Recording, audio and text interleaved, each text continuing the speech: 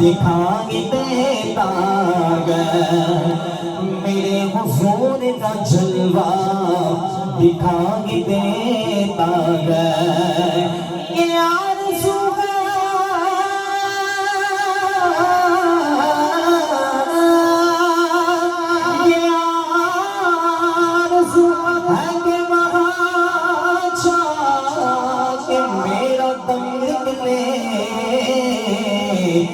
جہاں سے گنبد خضرا دکھائی دیتا گیا، جہاں سے گنبد خضرا دکھائی دیتا گیا۔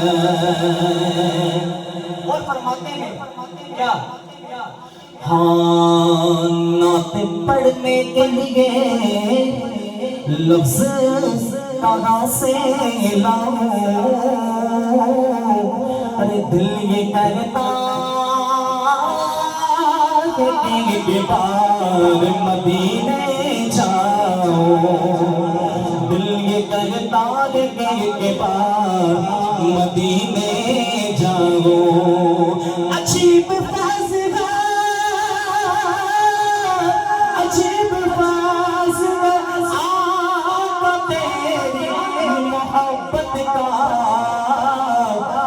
درود تجھ پہ پڑھو اور خود سمجھ جاؤ۔ جس کو جتنا سمجھ میں آ گیا ابھی درود پاک کی فضیلت بتائیے، اور میں آپ کو اب میں فضیلت بتا دیتا ہوں اصل درود پاک کی۔ نماز کے بعد میں ڈائریکٹ جنت میں لے جانے والا اگر کوئی عمل ہے نا وہ درود پاک ہے۔ جو درود پاک بھول گیا وہ جنت کا راستہ بھول گیا۔ درود پاک اصل میں ہے کیا؟ درود پاک اصل میں یہ کہ حضور کو بار بار پکارنا۔ چھوٹا سا واقعہ ہے ہمارے باسنی کا، ہمارے کھاتو والے جانتے ہیں، ناگور کے پاس میں ایک باسنی ہے جہاں میرے استاد محترم حضرت ابو بکر مولانا ابو بکر صاحب ہیں، ان کا ایک کہیں پروگرام تھا وہیں پر پاس میں ڈکوسی گاؤں ہے۔ درود پاک کی وہ فضیلت ہے جو ابھی چند سال کی ہے، 4-5 سال پرانی۔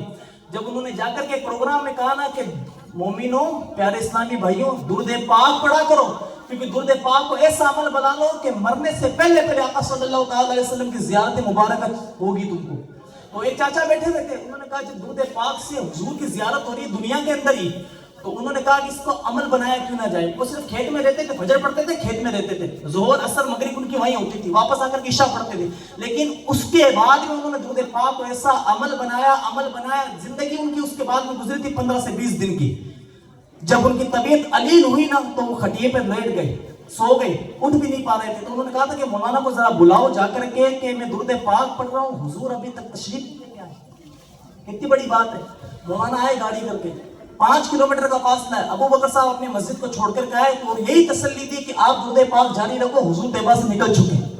اور کہتے ہیں کہ تیسرا درود پاک پڑھا ہی تھا، تیسرا ہی درود پاک پڑھا ہی تھا، خود چاچا کہتے ہیں کہ وہ دیکھو میرے کملی والے آ گئے، ہے کہ نہیں؟ پیارے اسلامی بھائیوں سب گواہ رہے نا، اشہد ان لا الہ الا اللہ محمد رسول اللہ۔ تو درود پاک پورے مجمع ہو کر کے صلی اللہ علیہ رسول اللہ وسلم علیہ یا نبی اللہ۔ آئیے سرکار تاجدار اہل سنت جانوں کی جان ہے کہ نہیں، جس نے امام احمد رضا کو پڑھا اس نے سارے صحابہ کو پڑھ لیا۔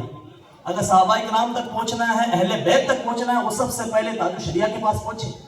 امام احمد رضا کو کسی کو سمجھنا نا تو وہ اختر رضا کو سمجھے، ہے کہ نہیں؟ جس نے اختر رضا کو سمجھا احمد رضا کو سمجھا، اور احمد رضا کو جس نے سمجھا نا اس نے پوری کائنات کو سمجھا، ہے کہ نہیں؟ اور یہ میں کبھی کبھی میرے دل میں خیال آتا ہے، اے اللہ تو نے امام احمد رضا کو وہ شرف بخشا، کاش امام سید ہوتا۔